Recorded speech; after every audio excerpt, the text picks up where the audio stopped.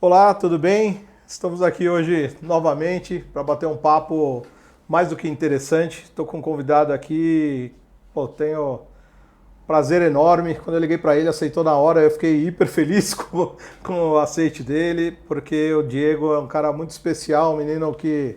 Chamo de menino porque a gente tem uma diferença aí de 20 e poucos anos e a gente se conhece há mais de 14, 15 anos, quando ele iniciou a empresa dele. E logo no começo, quando eu conheci e escutei ele um pouco, foi assim, impressionante a percepção que eu tive, como tenho de poucas pessoas. Mas o Diego, a cada ano que foi passando, eu fui percebendo a fome dele por informação, e uma informação não só para ele, porque como ele é professor da USP, assim, um cara que tem um conhecimento aprofundado sobre tudo que ele se propõe a estudar e a fazer, e as trocas com ele sempre foram verdadeiras aulas, assim, aprendizados assim, enormes. E depois da gente se conhecer, a gente acabou fazendo vários trabalhos, temos alguns cases em conjunto, e eu fiz questão de trazê-lo aqui para a gente conversar sobre um assunto muitíssimo importante, que eu converso com todos os meus clientes, que eu acho que é uma pauta inevitável para qualquer início de trabalho, principalmente na área de marketing. O Diego Senise, né? Falando aqui o nome dele, não preciso falar muito sobre o Diego, que o Diego é um super conhecido e um cara muito especial. A empresa dele é uma empresa que trabalha e coleta dados em prol do entendimento dos caminhos para a área de marketing, né? Com muito foco na área de marketing. Ele vai poder falar isso com bastante propriedade. Bom, vamos começar esse papo que é muito prazeroso. Prazer em ter você por aqui, Diego. Marcelo, obrigado pela introdução generosa. Que é isso, pô. Pouquíssima, muito curta. É um prazer acompanhar a sua trajetória da agência, agora do podcast, né? Começando essa empreitada nova. Parabéns e vamos bater um papo. Legal, Diego. Então, como a gente estava conversando agora há pouco, né? Eu acho que a área de pesquisa, a palavra pesquisa é uma palavra extremamente ampla, né? Se ela é colocada assim de maneira solta, é muito até difícil você pôr ela no chão. Então, necessariamente, a gente precisa um pouco de explicação, e principalmente a pesquisa voltada para a área de marketing, né? Que é a sua especialização, que é o que nos uniu de fato, frente a esses cases que a gente montou, que a gente vai falar um pouquinho. Mas explica um pouquinho aí para a audiência, de uma maneira bem didática, bem prática, assim, esse caminho que você tomou e como você raciocina a questão de pesquisa, com leitura de dados, com tudo que você entrega, tudo que você faz hoje. Legal, Marcelo. Acho que uma forma de entender o assunto é que pesquisa é a pontinha do iceberg, né? Como que eu vou fazer um questionário, um roteiro, interpretar os dados? Sempre o que eu recomendo é que a gente dê alguns passos atrás. Lá em 2011, eu escrevi um livro com 2 professores lá da USP, que é sobre retorno de investimentos em comunicação, que parece um tema muito árido, né? Certo. Um CMO, um líder de marketing, vai buscar budget, vai buscar orçamento para investir em campanhas, em experiência, em promoções, eventos, e vai dar algum resultado. Esse resultado pode ser de vendas, pode gerar lucro, pode ser de construção de marca ou qualquer outro resultado. E essa amarração, ela não é nada intuitiva, né? Até hoje, então foi 2011 o lançamento do livro, então a gente está em 2024, quase 25.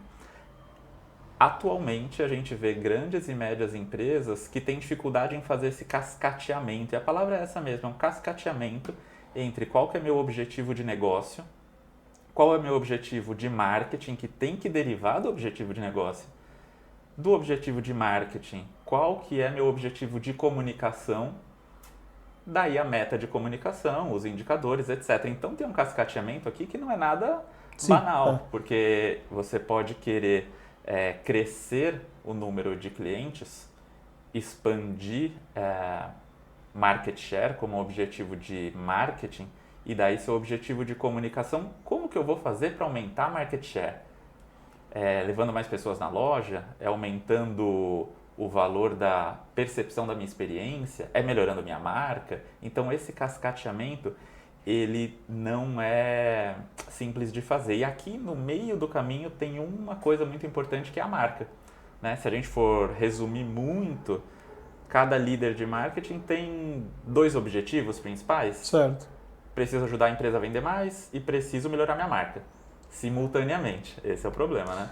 E daí eu vou investir em branding e performance. E aqui a gente começa a entrar no mundo de pesquisa e estatística, data science, esses nomes mais complexos que a gente vai abordar. Mas a parte técnica, ela é uma resposta à parte lógica. Então a gente usa a estatística não pela estatística. A estatística ela é usada para a gente garantir que está respondendo ao objetivo do CEO, do board, do CFO, da CFO, e que o trabalho de comunicação ele vai ser valorizado na medida certa e com a métrica certa, porque está conectado ao negócio. E essas conexões, né, a gente sabe que uma vez que você dá um passo nesse sentido, é a mesma coisa que você ter uma miopia de 10 graus e colocar um óculos e passar a enxergar. Aquele meio segundo que você tira o óculos, você já entra em desespero. Cai o óculos no chão, você já entra em desespero, né? Então é um processo, assim, não só necessário, né? Mas uma vez que você coloca o óculos e entende a nitidez da visão que você passa a ter em função dos objetivos que você desenha, né? Que você falou, né? Normalmente são 1, 2 ou 3, mas quando você começa a ter uma interpretação real do que aqueles dados podem trazer de visão e o quanto você pode desenhar outros objetivos que estão correlacionados a cada um desses pontos, né? Então, acho que o teu papel, além de... por isso que a gente falou que... você mesmo falou que a palavra pesquisa é a pontinha do iceberg, né? Porque quando a gente começa a entrar nesse tema, a gente começa a entender a amplitude das variáveis e como se fazer leitura, né? Porque eu acho que assim, acho que um dos grandes desafios é, primeiro, coletar dados de maneira correta, né, fidedignos, com uma acuracidade real, e depois como criar essas visões, né, para que essas visões possam trazer elucidação de fatos e direcionar estratégias, ou novos objetivos, esse caminho, né? E nesse contexto, eu vejo muita gente falando assim, não, pesquisa é para quem tem muito dinheiro, é só para empresa grande, etc. E na verdade, eu enxergo isso como, sim, é mais fácil para quem já tem um histórico grande, é uma empresa muito grande, já fez muita pesquisa na vida, mas a gente atende várias empresas que são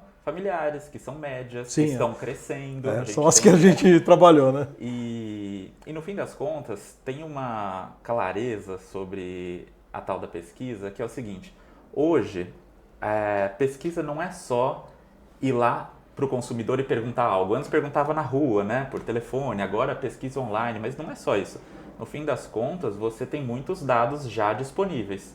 Quanto que eu estou cobrando, quanto que o concorrente está cobrando, qual que é o feedback da minha força de vendas, cada reunião que o pessoal vai, recebe um feedback, está cadastrado ali no CRM, eu estou captando isso. As visões empíricas que se tornam dados para você fazer cruzamentos e deixar de ser empírica, né? Seria mais ou menos isso, né? Exato, os dados de redes sociais, dados de... não estruturados, né?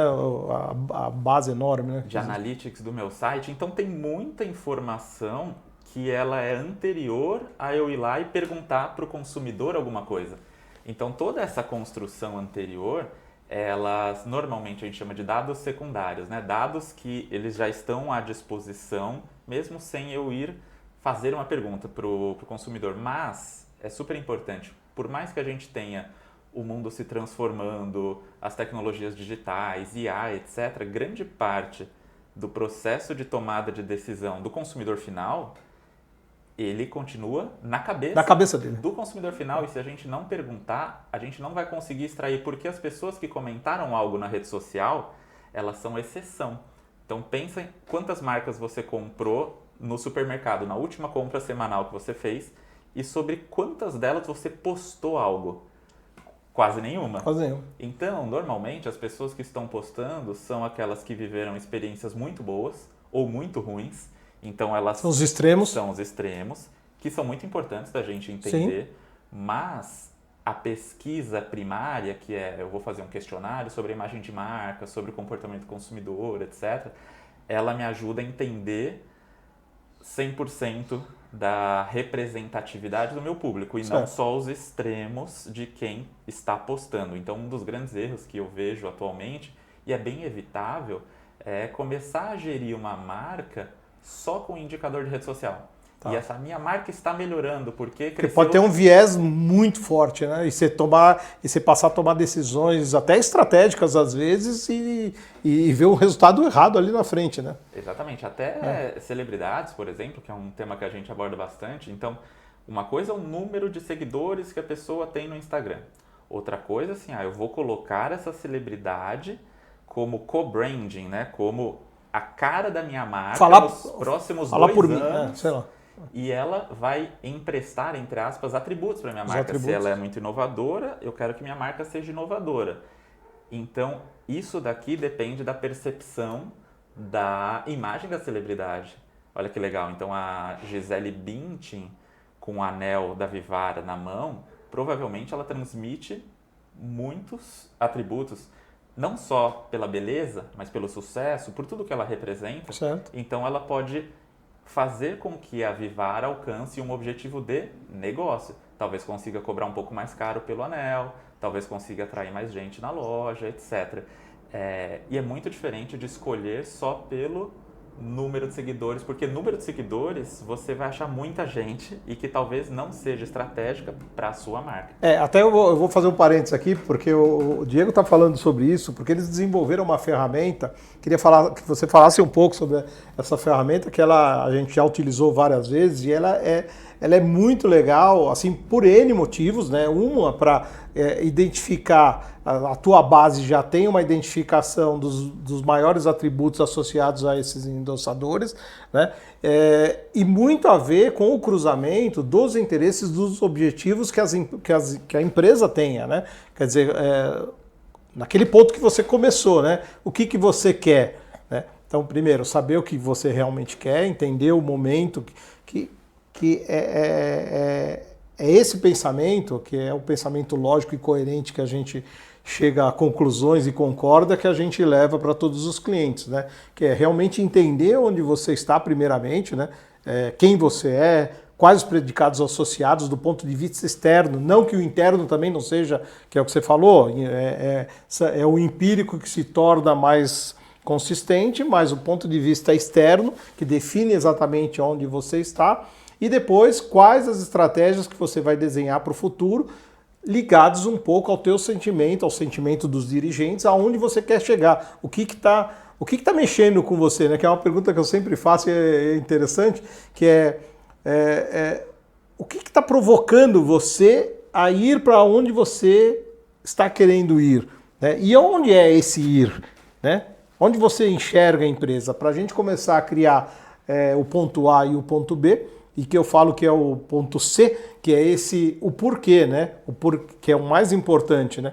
Por que você quer ir do A ao B? Então muitos não sabem nem onde é o A, outros não sabem onde é o B, e uma grande maioria não sabe nem o que é o C, né? Que é onde eu estou, para onde eu quero ir e o principal por que eu quero ir, né? Mas aqui eu desviei um pouquinho o assunto, mas voltando para a questão do endossador, que é uma ferramenta extremamente positiva, necessária, que muitas vezes a empresa, principalmente os entrantes, não tem uma voz consolidada junto ao seu consumidor e que necessariamente precisa de alguém para falar por ela. Aí ela vai entrar aí numa pesquisa propriamente dita para entender quem será essa pessoa. Então eu queria que você falasse um pouco da ferramenta, que essa ferramenta acho que ainda muita gente não conhece nem que exista esse tipo de ferramenta, né? Exato. Quando a gente criou a Illumio, a gente achou que esse seria o único produto.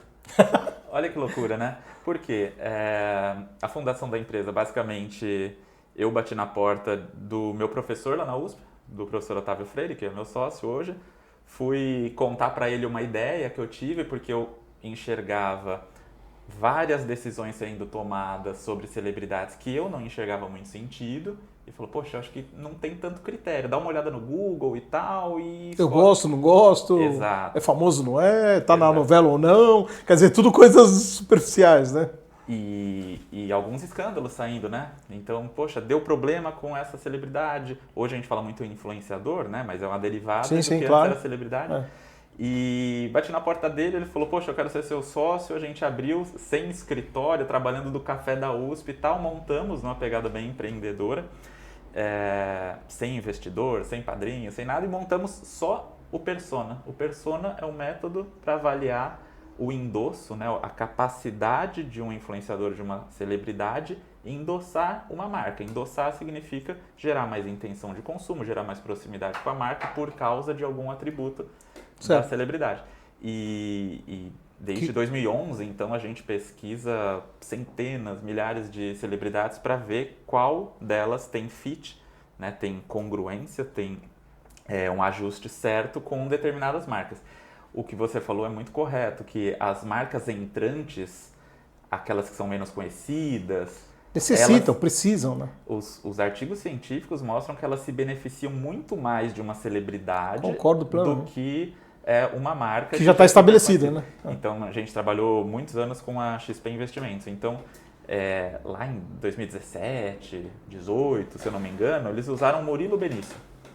O Murilo Benício teve um papel muito mais importante, provavelmente, para a construção da imagem da XP do que, na época, o Luciano Huck estava endossando o Itaú. O Itaú já é uma super marca com muitos significados atrelados a ele. A XP era uma marca challenger, ela estava dando a cara no mercado, tentando... formar os atributos, né? Disruptar o mercado, mostrar que era diferente e com menos budget, tentando chamar atenção. Então, normalmente, essas celebridades, elas impactam muito as marcas que ainda têm pouco significado ou não são tão percebidas ou tão conhecidas. Então, só que atualmente tem questões que são um pouco mais complexas, né? Nos últimos 2 anos, a gente tem visto muita demanda dos gestores de marketing de diferentes tipos de empresa para 2 questões. Uma, o olhar para stakeholders ou outros públicos, por exemplo, eu tenho uma franquia e eu tenho que garantir que a minha celebridade ela vai bem com o público final, consumidor, mas que também vai bem com os franqueados. Tá. Por quê? Porque eu não posso gerar esse nível de conflito e tudo mais. E um impulsionador desse medo aqui é a questão política. Porque tem muita gente... A polarização. Eu acho que essa celebridade é de esquerda e meu público é de direita. Nossa. Eu acho que meu público é de esquerda e essa celebridade talvez seja de direita. E vocês têm pesquisado esse atributo também? Sim, a gente começou a pesquisar pela demanda de mercado. Tá. É impressionante como as pessoas formam opinião em relação a esta pessoa é mais de esquerda ou mais de direita. Isso acontece bastante, mas nem sempre isso influencia o consumo. Então, eu estou fazendo propaganda de uma concessionária de automóvel, de uma empresa de motos. O fato da pessoa ser de esquerda ou de direita vai influenciar? Nem sempre, mas em alguns casos, a percepção da posição política joga para baixo a imagem da celebridade. Caramba. Então ela é muito polêmica, ela é muito relacionada à política e daí quando a marca se associa... Você acha que mais em segmentos de serviço ou consumo? Serviço você acha que impacta mais do que produto? Ou não essa... Eu diria que é quem se posiciona mais. As celebridades ou influenciadores que decidiram se posicionar mais, elas passam a ser percebidas como tal e as marcas estão de olho nisso para evitar risco. Porque, na verdade, poucas são as marcas que querem ter uma posição da porta para fora, né, nítida em relação à política. Então, é mais uma forma de redução de risco. No livro que a gente escreveu, a gente define mensuração. O que é mensuração? É qualquer dado por aí? Não. Mensuração é qualquer dado quantitativo que reduza risco. Então, quando você tem um dado que mostra... Olha a importância estratégica para a empresa você avaliar esse tipo de informação, né? Exato, porque eu olhar a opinião do franqueado, é mais um dado? Não, vai reduzir o risco disso não ter engajamento com a força de vendas, a franquia, que pode dar problema. Eu mensurar a minha marca antes e depois da campanha. O que é redução de risco? Na prática eu estou trazendo dados para dentro da empresa que mostram esse investimento que eu estou fazendo, quando eu comparo janeiro de 2025 com março de 2025, ele mexeu algum ponteiro? Qual ponteiro? Para qual público? Por quê? Porque senão a gente fica olhando só o indicador de vendas. Sim. E o papel da comunicação não é vender. O papel da comunicação é gerar Muito além, né? marca, interesse, fluxo na loja, no aplicativo, etc. Várias outras coisas têm que dar certo para acontecer a venda. Não só exatamente. a comunicação. Eu tocou num ponto que eu estava conversando com o entrevistado, com o Marco Marcelino, que é a questão das variáveis, né? Que hoje em dia muita gente tem... acho que o barulho da informação, ela às vezes mostra alguns caminhos com um holofote muito forte e as pessoas abrem mão das variáveis, né? Em função de, caramba, tá todo mundo indo aqui, cara, isso aqui tá dando certo. Aí ele abandona um pouco a influência das variáveis, às vezes no processo empírico, que a maioria não faz o que seria você vê o vasto mercado que ainda tem para o teu negócio, né? Porque a grande maioria trabalha com dados empíricos, né? Com percepções das variáveis que ela mesma analisa de uma forma intuitiva, não intuitiva, mas sensitiva até, que as pessoas trazem, mas ela não é científica, né? Mas ela tem que prestar atenção nessas variáveis, empírico ou não, ela tem que tomar cuidado disso, com isso. Imagina você, e por isso que eu sempre te levo o Diego a tiracolo comigo em todas as empresas, tamanha a importância de você ter dados mais fidedignos para essas variáveis e como elas se relacionam, principalmente para a estratégia e para a definição de briefing, né? Porque que já aconteceu com a gente. Quer dizer, você enxergar uma fraqueza de uma empresa em determinado ponto e que você até acreditava que não, que lá, de repente não, minha empresa é inovadora. Aí você faz uma pesquisa, você percebe que todo mundo vê a empresa como antiquada. Tem como trazer soluções para isso? Tem, desde que você tenha uma leitura correta de tudo que você está enxergando e fazendo para uma tomada de decisão, de ter um briefing voltado a aumentar a percepção de tecnologia, sei lá, que ela está fraca, né? Então, o quanto que tudo isso é colaborativo no processo do desenho estratégico e definição de briefing, principalmente, né? Porque as melhores campanhas que a gente fez na agência foram os melhores briefings colhidos de informações fidedignas que você conseguia fazer uma pesquisa pré, aplicar toda a comunicação e depois, com a mesma metodologia, entender quais ponteiros que foram alterados, né? Isso que você falou é muito importante, porque eu acho que a minha empresa é inovadora. E isso é muito normal, não é ignorância do gestor. Não. Não, assim, você está tocando o seu negócio há 20 anos, você tem, e nunca fez pesquisa, tudo bem. E você tem as informações que você colhe no mercado, dos seus clientes. Às vezes eu faço uma pesquisa de satisfação, a minha força de vendas me traz, mas no fim das contas, você vai perceber que algumas coisas importam mais. Vou dar um exemplo da Illumia. Eu acho, a gente tem uma pegada voltada à ciência, né? Academia, o olhar científico. E daí, como é o nosso ponto mais autêntico, né? Assim, se fosse resumir em um valor da empresa, a gente fala ímpeto pelo conhecimento. Não o conhecimento tem que saber de tudo, mas assim, você tem que ter muita vontade de destrinchar o conhecimento existente. Com profundidade para ajudar os clientes. Tá.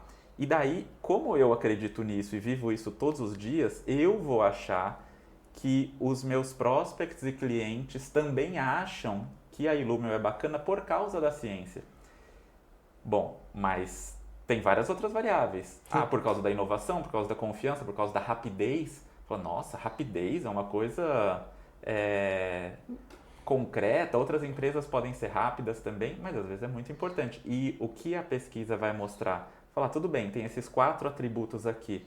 Qual deles pesa mais ou menos para a tomada de decisão? Para eu escolher a Illumio e não outra consultoria. Isso serve para qualquer marca. Porque daí você olha 4 coisas diferentes e você tem a sua queridinha, sim, né? Sim. A gente tem a ciência, que é a nossa queridinha. Mas talvez não seja o que mais importa para o consumidor. E daí você tem que mudar. Você fala, poxa, se eu só falar de ciência, eu estou comunicando para mim mesmo, né? para o meu time. Certo. E não para fora. Então, essas questões são que estão dentro das variáveis que a gente conversou, né, e como elas impactam nas decisões. As empresas que a gente teve a oportunidade de fazer um trabalho, que foi o Grupo Souza Lima e mais recentemente a Adere, né, o quanto que a gente descobriu de variáveis que influenciavam não só o momento da empresa, mas que mostrava de maneira muito, muito clara caminhos a seguir, né? E onde esses caminhos levariam a comunicação, ao direcionamento da comunicação, né? Então é o que você, cada vez mais, quando a gente vai entrando nessas conversas, a gente percebe o quanto a palavra pesquisa ela fica distante de toda essa conversa. E muitas vezes a gente não consegue, às vezes, uma interlocução com essa profundidade, né? Porque o fato, às vezes, da pesquisa e uma rejeição inicial à palavra pesquisa não deixa você entrar com tanta profundidade nessas questões, né? Que são extremamente importantes, né? E daí eu acho que um desafio que nós temos é o didatismo, né? É trazer para o chão... Desmistificar, né? De forma simples. Tem o statistics? Tem. Mas, assim, o que importa para o CEO, para a CMO de uma empresa, líder de marketing, o cargo que for... é entender a lógica por trás do que está sendo proposto como método. Então, por exemplo, eu sou um varejo. Quanto mais comunicação eu fizer, provavelmente mais eu vou vender. Tá bom. Teoricamente é isso. Mas tem muita coisa aqui no meio do caminho, né? Porque a jornada do consumidor é o que vai levar à venda. Então, eu posso fazer um método estatístico para entender o peso do investimento de mídia para a compra online, e grande parte dos varejistas tem margem muito baixa no online. Sim. Ou para compra em loja física. E na loja física, boa parte deles, que não estão brigando ali com aqueles gigantes... Você trabalha com uma margem melhor. Você trabalha com uma margem melhor. Porque tem a influência do atendimento, da proximidade. Então percebe que desde a mensagem que você vai colocar na comunicação, as mídias que você vai escolher, o processo de análise, ele vai se separar em dois, no online e no offline, e você vai conversar com a liderança de negócio, de finanças da empresa, falando, pessoal, esse caminho que está levando à rentabilidade que vem da loja física está vindo dessa construção de marca e jornada do consumidor, e não daquela. Qual é o objetivo da empresa? É aumentar volume de vendas ou é aumentar a rentabilidade? E daí a comunicação começa a ter um diálogo de negócio baseado em métricas. E nada disso que eu falei entrou em equações, estatística e tal. É primeiro uma construção de raciocínio. Né? Exato. Mas que exige bastante experiência, porque no fim das contas, a grande parte das pessoas acham que as métricas estão disponíveis aí para todo mundo, né? Hoje em dia o dashboard está pronto aqui na nossa cara, e para que serve o ser humano se tudo já está pronto? E na verdade é isso, né? É construir o antes e o depois, porque o antes é o briefing. E o depois é a interpretação. Então, se o dashboard está aqui, está tudo bem. Agora, quais métricas eu vou querer avaliar e o que elas significam como implicação para as próximas campanhas, para a próxima estratégia. Então, esse antes e depois, e isso preocupa quando a gente olha, é uma palavra que eu não gosto muito, mas juniorização das relações de comunicação e marketing, porque tem uma pressão de orçamento, etc., a inflação de mídia é muito grande, então se você comprava Google, link patrocinado, seja o que for, YouTube, 5 anos atrás você compra hoje, você sabe o quanto que está muito mais caro para você atingir as mesmas pessoas. Certo. E no fim das contas a gente vê muita empresa tendo times mais jovens, e não porque jovem é júnior, mas talvez sem essa fluência entre negócio e marca e método, né? E daí, nisso, os fornecedores, você, eu, outro, a gente ajuda a montar esse quebra-cabeça. Né? Eu, independente de uma coisa que eu já senti, acho que fui bem compreendido em alguns casos, outros não, mas eu sigo a minha coerência e a minha identidade mesmo. Quando eu me aproximo de um cliente e percebo que ele está míope e não está usando óculos, muitas vezes ele me chama para fazer uma campanha. Aí primeiro eu falo para ele, olha, vamos lá no oculista primeiro. Daí falou, não, mas eu te chamei para fazer a campanha, não tem nada a ver no oculista. Não, mas olha, se eu te levar no oculista e você entender o quanto você vai passar a enxergar do teu negócio, para a gente começar a conversar sobre marketing, sobre comunicação, sobre estratégia, eu vou me sentir 1000 vezes melhor. Porque eu fico, às vezes, fico muito incomodado quando eu me aproximo de uma empresa, vejo que ela está míope, e mesmo assim ela quer seguir um caminho sem qualquer entendimento. Nem o entendimento de onde ela está, nem para onde ela quer ir. Aí ela reforça, muitas vezes já ouvi falar, não, pô, olha, você não é uma agência de propaganda, de comunicação? Teu core não é comunicação? Então, eu quero fazer tal coisa e quero uma campanha para fazer isso. E eu, às vezes, passo por hoje, o posicionamento da agência, questionamos e solucionamos, mas antes o questionamos, né? Porque eu chego com muitas perguntas, porque eu preciso fazer perguntas para saber se o que eu vou prestar de serviço para aquele cliente vai realmente ajudar ele, e principalmente porque eu quero ficar com ele para sempre. A história do para sempre. Eu quero ficar por muitos anos. E graças a Deus, na nossa história de 36 anos, quase todos os clientes, a gente teve relações longínquas em função dessa preocupação em entender muito antes de se fazer, né? E depois de ser feito, querer entender o que aconteceu de fato. Porque senão você entra num rolo compressor, o que você falou, pode até estar gerando vendas, pode estar gerando lucro, mas muitas vezes a gente poderia estar fazendo algo muito mais seletivo, muito mais específico, com uma conversa e aplicação das técnicas. Claro, eu sempre conto com o seu apoio nisso, quantos clientes a gente já não fez em conjunto, mas o quanto isso é importante nesse processo, né? Então, essa característica. Isso que eu valorizo muito isso que você falou, e é uma postura, quando eu falo autêntico, a postura autêntica sua não é... Eu uso a palavra autêntico no sentido de consistente com princípios ao longo do tempo, não é espontânea. Certo. Autêntico. Por quê? No fim das contas, grande parte das pessoas está procurando só a solucionática, né? Não a problemática. Faz a campanha, fatura e legal, vamos para a próxima, né? Exato. Eu quero um salvador da pátria, o Marcelo vai ser o meu salvador da pátria. Mas, ao questionar, tem uma postura que é muito relacionada a um Toyota Way, o jeito da Toyota, né? A gente já trabalhou muito com a Toyota, e eles têm um jeito de pensar que processos corretos levam a resultados corretos. E antes da gente pensar qual que é a solução, eu tenho que pensar se, poxa, esse processo de planejamento, de diagnóstico, de eu colocar o óculos correto, etc., tá bem adequado? Poxa, tá. Então eu vou confiar nessa conclusão. Sim. Confiando na conclusão, legal. Se é campanha, se não é, se é digital, se é offline. Não, aí é a tática. Daí é consequência, e a gente gosta muito da tática frase operação, né? A frase é um problema bem explicado, é meio problema resolvido. Sim. Porque no fim das contas, se não é só ideação, né? Ideação, a gente pega ideias que estão acontecendo no Vale do Silício, que eu já usei com um cliente, vou aplicar em outro. Falou, tudo bem. Mas o problema ele foi bem destrinchado, o problema da empresa. No início, né?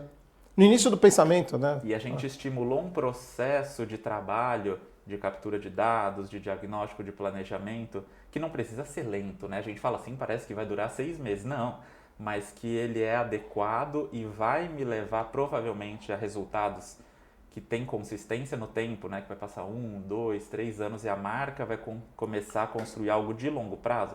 Poxa, bacana. Então esse questionamos, para mim, é central e eu vejo muito pouco no mercado, ou quase nada, porque tem um nível de aceleração para resolver problemas que é muito grande e, em geral, não se sabe direito no detalhe que problema que quer ser resolvido, né? Que outro dia até uma conversa, a gente fazendo as analogias aqui, que é a questão do... Antigamente você era o preparar, apontar e fogo, né? Hoje é fogo.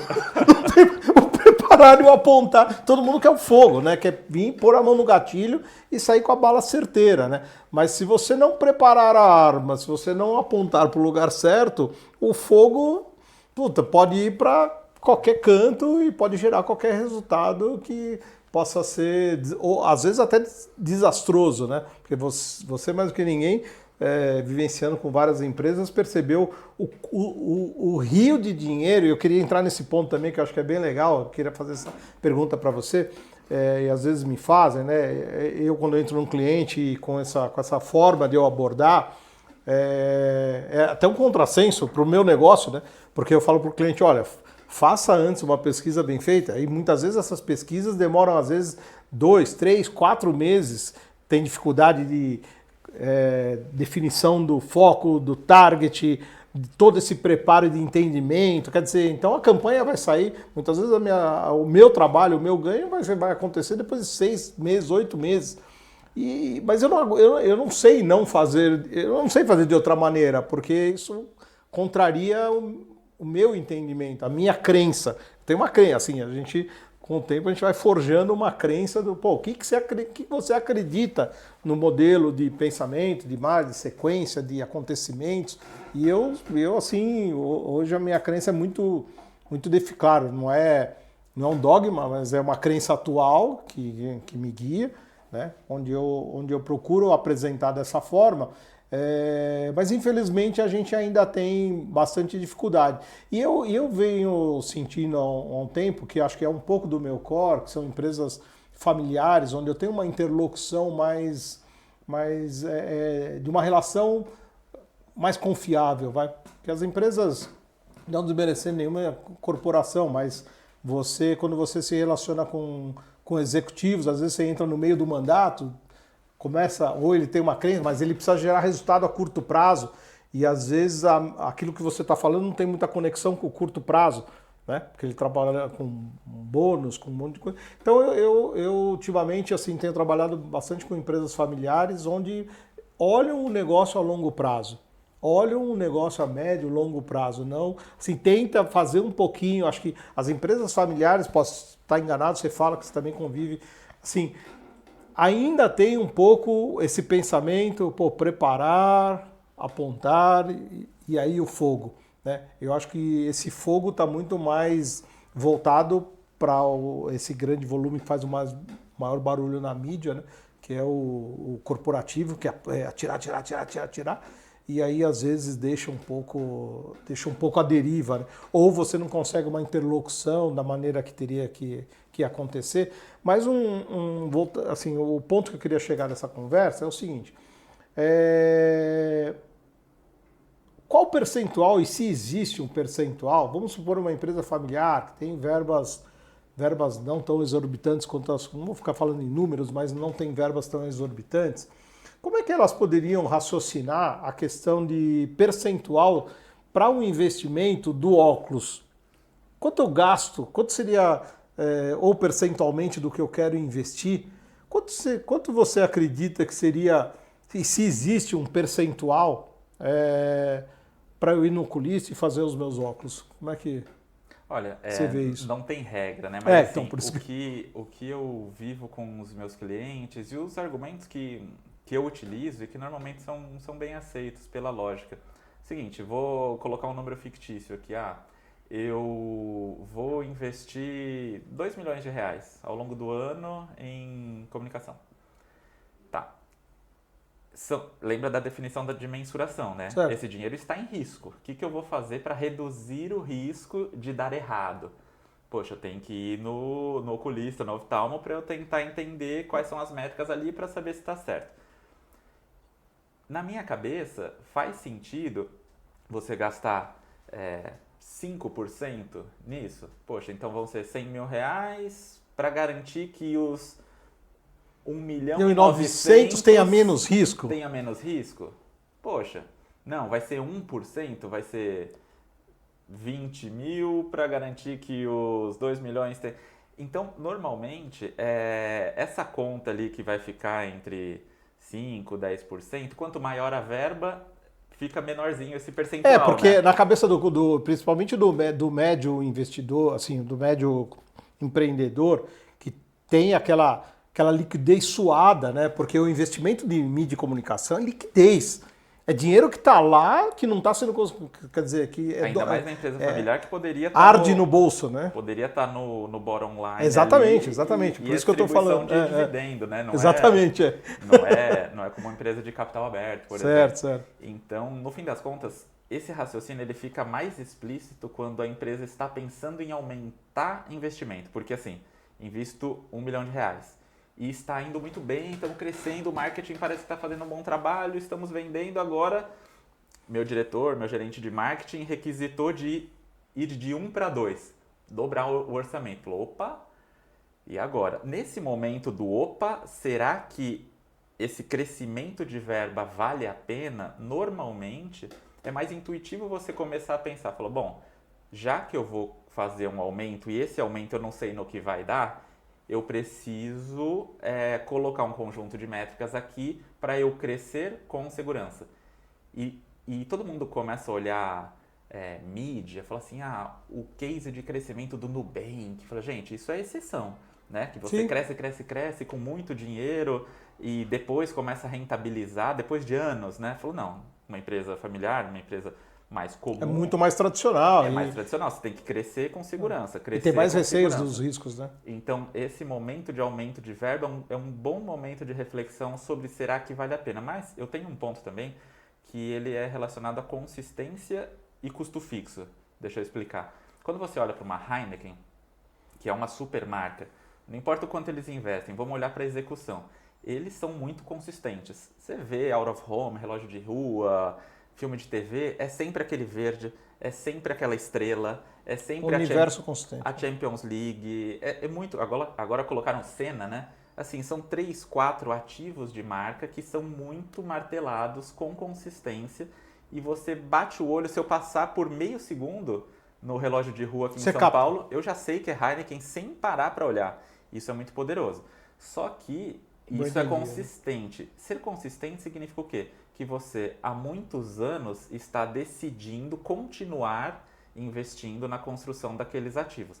Que é muito diferente de outras marcas que a cada vento que bate faz um replanejamento, né, a cada 3 meses e vai fazer uma coisa diferente. Então, replanejar toda hora significa que você vai ter mais equipe, mais custo fixo, mais produção, mais tudo. E muitas vezes erram nesse reposicionamento, né? Quantas vezes a gente não viu, às vezes, uma tagline, um posicionamento que você fala, caramba, esse cara acertou. De repente você vê sair aquele posicionamento. Então, caramba, isso aqui ia levar o cara para as alturas. Hoje ele teria uma percepção de marca...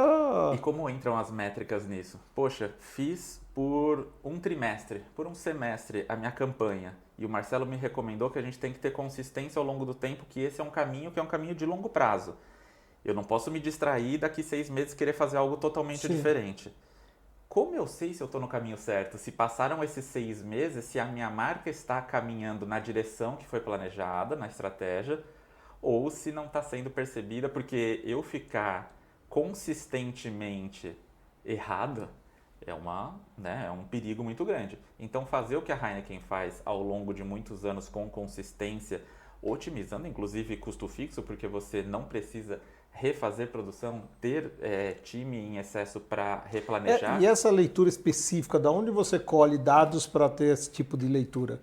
Então, daí é a questão da mensuração da marca antes, durante, depois, ao longo do tempo. Claro que você complementa com dados social media, mas você tem que pesquisar o consumidor final primeiro para saber, minha marca está sendo mais conhecida, esses elementos, a estrela, o verde, eles estão sendo mais associados a mim e não ao concorrente, os atributos que eu quero estão crescendo, então eu estou sendo uma marca mais sofisticada e isso justifica, no fim das contas, aumento de preço. Poxa, olha que legal, né? Quando a gente olha a construção... Eu pago mais por isso, né? Tipo, mas será que pago ou não, né? E pelo quê, né? Não, e às vezes a gente olha a construção de marcas que vão se tornando mais sofisticadas e isso pode justificar um aumento de preço, que é um diálogo entre a liderança de marketing e de finanças. Sim. Porque eu posso fazer meu PowerPoint de estratégia e falar, pessoal, agora a gente é uma marca mais sofisticada. Sobe o preço. Sobe o preço. E o risco disso desabar as vendas? Na verdade, sobe o preço na medida em que eu estou mensurando e vendo que o consumidor percebe que eu sou mais sofisticado como marca, portanto, tem mais elasticidade. E qual o percentual disso, né? Exato. Daí Pro eu acerto, porque começo... algum erro vai ter, né? Quer dizer, você começa a abrir mão de algo que você tinha a princípio como sólido e começa a pôr aquilo em risco em função de um desejo de aumento de percepção de marca e, consequentemente, de preço, né? E o crescer com segurança vai desembocar nisso. Então, grande parte das empresas que a gente trabalha juntos, elas decidem fazer essa jornada fazendo praças teste e controle. O que são praças teste e controle? Eu tenho 3 cidades ou 3 estados que são muito parecidos entre si, do ponto de vista do meu público-alvo, de renda per capita, da característica, do meu número de lojas, etc. Nessas 3 eu faço minhas campanhas, nessas 3 eu não faço. Aqui eu vou medir que minha marca está melhorando, que minhas vendas estão melhorando em comparação com essas outras 3. Aqui eu começo a testar aos poucos, aumento de preço e vejo que começa a reagir para depois eu fazer o rollout, né? Fazer a implementação dessa estratégia no Brasil todo, porque eu testei pequeno, reduzindo o risco, testei com segurança. Provavelmente nesses momentos aí você deva ter até um investimento um pouco superior no processo de pesquisa, né? Aí você tem que fazer uma diluição, uma visão integralizada, né? Isso. Dos investimentos nesse caminho, né? E daí que é legal, que a gente falou de custo fixo e o que não é fixo. A ideia é que sentando junto com a liderança da empresa, a gente sempre pensa em empresas familiares, por exemplo, Sim. A liderança mesmo, assim, CEO, dono, Conselho. dona, conselho, etc., e o seu corpo diretivo, porque a gente vai começar a estruturar o desenho das métricas sabendo que algumas delas vai ter que ter todo mês, tem outras que é a cada semestre, Sim. tem outras que é a cada ano, e isso tem que entrar como mentalidade. A gente usa uma palavra na Illumio que não é muito comum, mas é governança de marketing. Governança, normalmente a gente pensa para outras áreas, né? Certo. Mas, assim, sempre para financeira, né? então, mas assim, no fim das contas, tem um investimento sendo feito, tem um retorno esperado, tem uma mensuração, tem uma responsabilidade de quem está fazendo esse investimento e tem uma forma de aferir.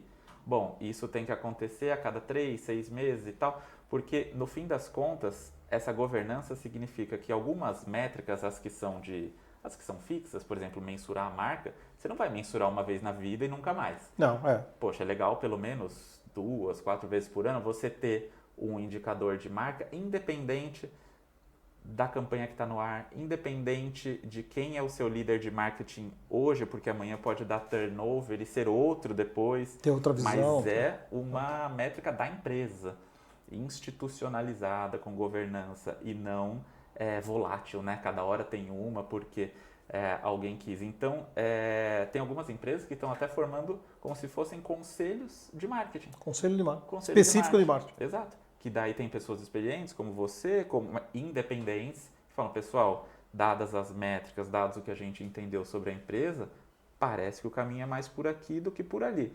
Mas você não... a gente fala muito isso, né? Se for para colocar mais dinheiro na mídia, na Globo, ou no SBT, ou no Facebook, o trabalho técnico, estatístico, a gente não ganha nada a mais ou a menos, se for para investir mais ou para retirar dinheiro. Mas a métrica tem que estar correta. Sim. Então desse começo, o que a gente vai, assim, pelo menos o que a gente foi construindo durante o tempo, né, é esse entendimento realmente do olhar e do despertar da necessidade e da possibilidade. Necessidade todo mundo tem, mas sim da possibilidade de você pôr um óculos e ter a nitidez do negócio. Depois, para ter um pensamento estratégico correto. Depois, claro, vir para o campo tático, né, que é a hora que a gente vai escolher os canais, que a gente trabalha aqui com a Nielsen, hoje também com dados para poder orientar o share e a divisão do investimento, porque isso ainda vejo planos empíricos de mídia, isso, cara, às vezes eu olho assim e falo, cara, como é que tá pondo tanto dinheiro num plano empírico? Eu acho isso, eu acho aquilo, quando hoje a gente já tem possibilidade de ter uma visão muito mais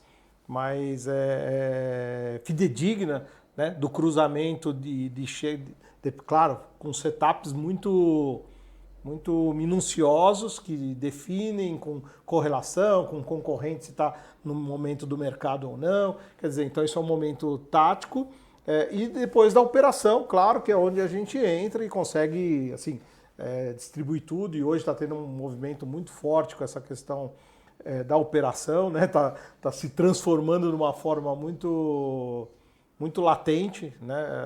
A questão da operação, do negócio de comunicação também, devido à popularização de modelos de consumo de mídia digital, seja de um DV360, das programáticas, quer dizer, o quanto isso se desdobra, né?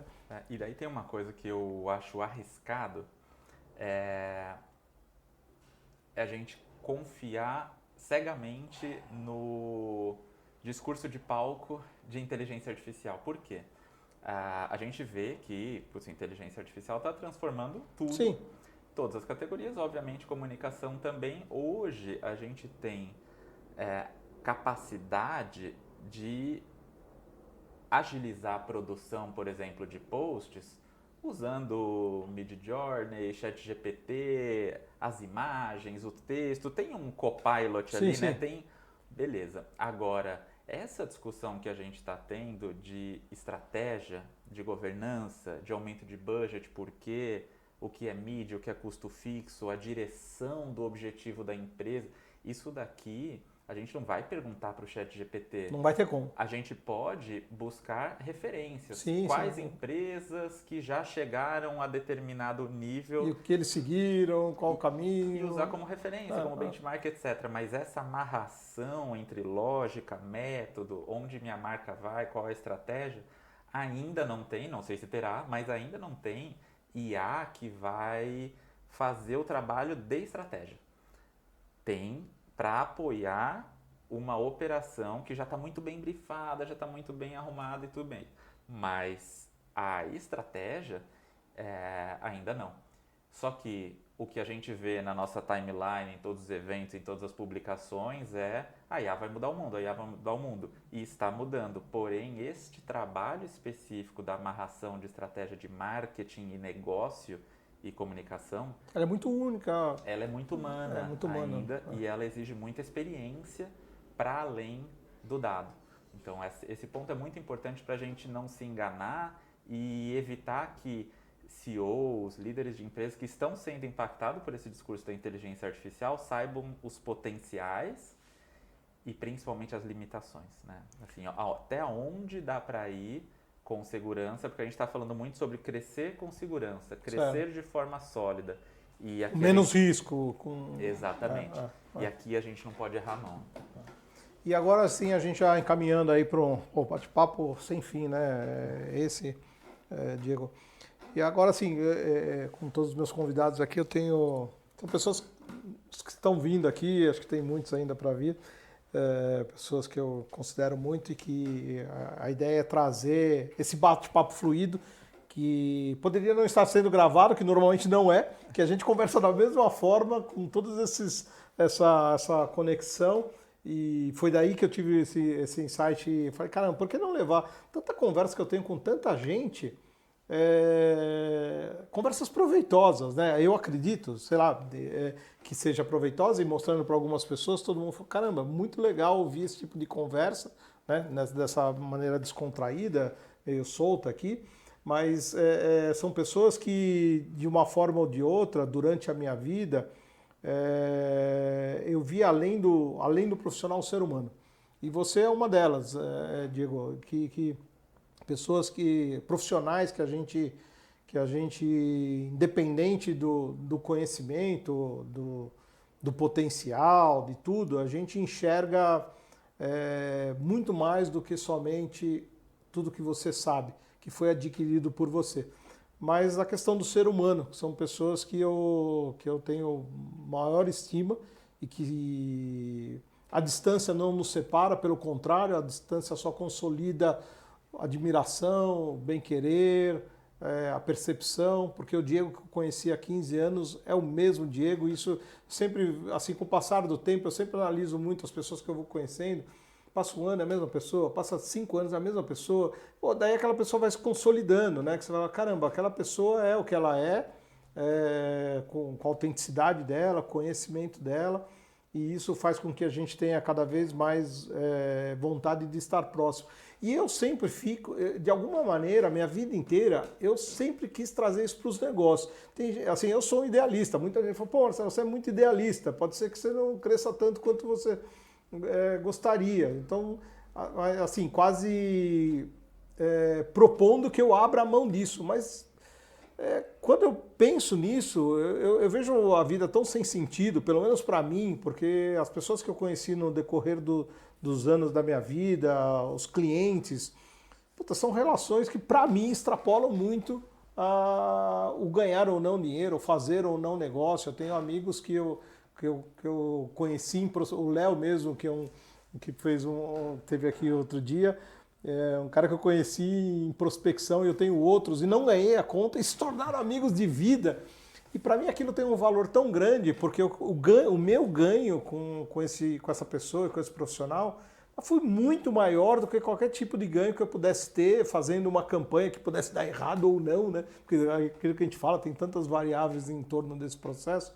Eu queria que você falasse um pouquinho sobre relações humanas, assim, qual é o teu ponto de vista, porque eu estou, assim, no começo dessas entrevistas, a gente está bem no começo desse podcast, mas eu quero, independente do conteúdo que a gente trouxe aqui, trazer um pouco da essência da nossa relação, né?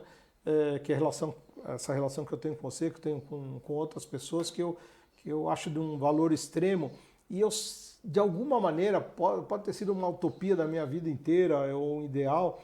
Pô, como trazer isso, né, mais para as empresas, né? Como criar essa relação mais genuína, a genuinidade das relações, né?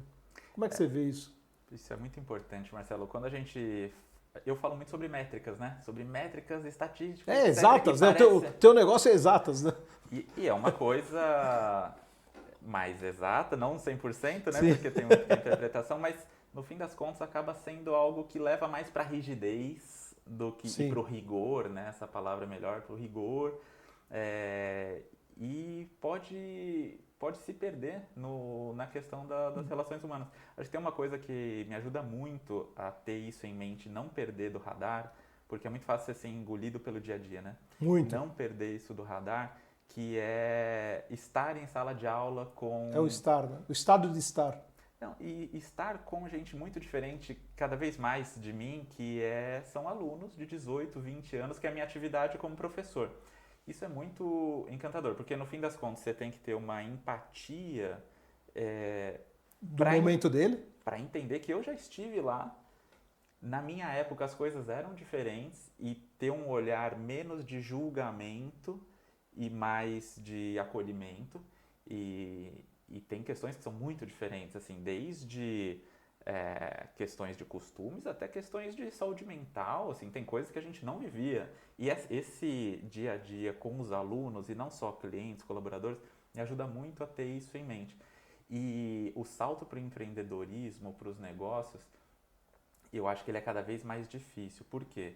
Ao olhar para os alunos, eu sempre falo de empreendedorismo, né? Falo, poxa, alguém tem que puxar ali puxar essa corda. E daí eu puxo muito, e eu aprendi nos últimos anos que existe uma rejeição muito grande, pelo menos para as turmas da USP que eu dou aula, em relação a empreendedorismo, a ser um empresário, um empreendedor, independente da palavra que se usa. Sim. Porque tem uma imagem meio estereotipada do Faria Limer e da pessoa que tem que explorar os outros para conseguir o sucesso ou passar por cima dos outros, e começam a citar nomes, não vou citar aqui, sim. mas os nomes da mídia que fizeram coisa errada. E é estereótipo, como a gente sabe, e quem são as únicas pessoas que têm inclinação, pelo menos do grupo dos meus alunos? Aqueles em que na família tem um tio que tem uma padaria e quer crescer, ele tem o sonho de ter uma rede de padarias, mas hoje ele tem uma indo para a segunda e chora quando tem que demitir alguém por causa da Covid e pega a dívida e paga e tá correndo atrás, ou seja, quando tem uma proximidade e sabe que tem muito mais padarias e agências e negócios pequenos e médios tentando prosperar do que casos de corrupção que saem na capa do jornal. Só que o nosso mundo está caminhando cada vez mais para algo muito polarizado e muito da timeline que você vê só o extremo e muitas vezes só o negativo. Então, um dos meus esforços é tentar puxar, e eu uso muito a sala de aula para isso, que é assim, quais são as questões de humanidade que estão nas pessoas e que podem ser traduzidas, e não que seja fácil, e não que ninguém seja perfeito, não.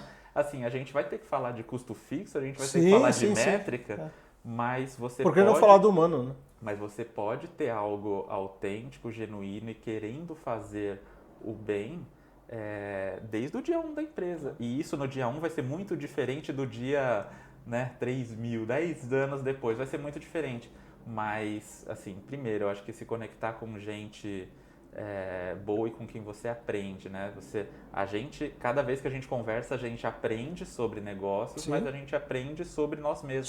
Sobre a nossa relação. Então, isso, e parar para pensar nisso, assim, sabe? Dar 10 minutinhos do café e falar, nossa, que conversa bacana que eu tive, Marcelo, o que eu aprendi hoje? E daí que é o estar, né? Para você conseguir refletir no pós, você precisa estar no momento, né? Atento. Então a gente está aqui, eu estou te ouvindo 100%. Eu não posso estar pensando em outra coisa que desvie o entendimento daquilo que eu estou sentindo. A sinergia, né, que a gente está tendo, né? E com jovens, você tocou num ponto, né, que uma coisa que eu sempre falei para jovens, quando eu percebo o tipo de reação ao empreendedorismo, e eu coloco, caramba, mas você empreende a você mesmo, você já é um empreendedor de você mesmo. Né? O teu primeiro o seu grande empreendimento é você, o seu nome como marca, a sua pessoa como a sua vestimenta como embalagem, o teu agregar valor ao teu produto com estudos, quer dizer, então você não deixa de ser um produto que você mesmo, sem você perceber, está desenvolvendo o seu empreendedorismo, porque você quer como pessoa, negócio, ser percebido por valor, ser remunerado por aquilo que você consumiu como conhecimento, que é o seu valor agregado que é o ser real, né? Quando muitas vezes eu faço a pergunta do ser e do ter, né? Quanto tempo você fica no ter e quanto tempo você fica no ser? A maioria das pessoas está, em média, 80% no ter e 20% no ser. Mas aí eu pergunto, mas você é valorizado pelo quê? Pelo que você tem ou pelo que você é? Numa empresa, a pessoa que paga o seu salário, você ganha mais por ter mais? Não. A pessoa não quer nem saber o que você tem ou não tem. Você só vai ganhar mais pelo que você é. Então, vamos dizer, o lógico seria você estar 80% desenvolvendo o seu ser para ter um valor mais específico e ser remunerado pelo que o mundo quer de você, que é o seu ser, a não ser os interesses do ter. Claro, interesse familiar, parente, sei lá o que for. Mas a grande verdade é que você é valorizado pelo que você é, né? E muitas vezes a gente vê as pessoas desfocadas, né? Tentando criar uma falsa percepção pelo que tem e não pelo que é, né?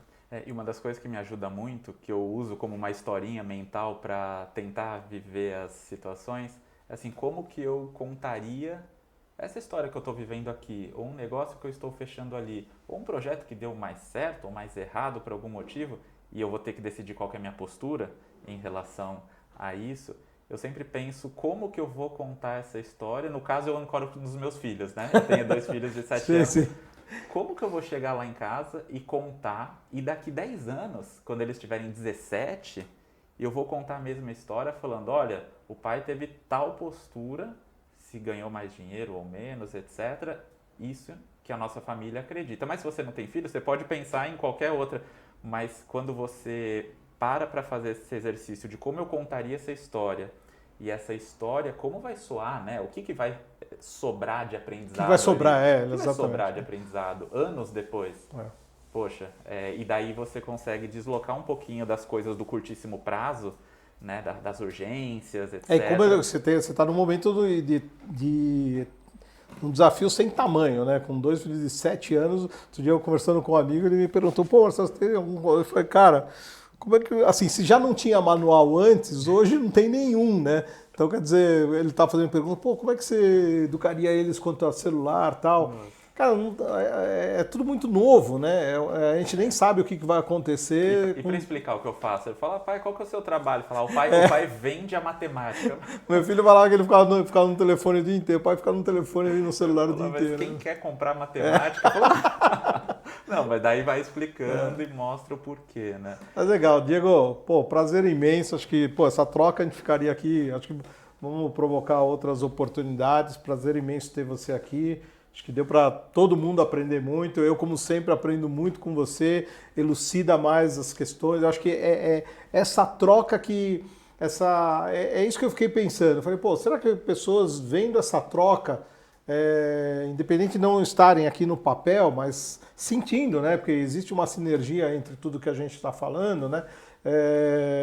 Possa trazer assim o valor ou uma compreensão ou esclarecer, elucidar mais um ponto de vista. Então esse realmente tem sido o meu caminho, o meu propósito, o meu objetivo aqui com esse bate-papo. Queria te agradecer, deixar sempre a porta aberta para outras conversas como essa. Muito bom, obrigado e parabéns pela iniciativa. Legal. E você, assim que está aqui, o Diego tá aí nas redes sociais, a Illumio, a empresa dele, provoco você a conhecer um pouco mais sobre ele, sobre a história dele e deixar comentários, principalmente, né? Porque aqui nós estamos aqui num pré-teste de toda essa conversa, cada vez querendo extrair o melhor dessa troca junto aos convidados. Então deixo aqui aberto qualquer tipo de crítica, qualquer colocação que vocês possam fazer e que agreguem valor aqui para a gente. Bom, é isso, Diego. Muito prazer. Vai ser um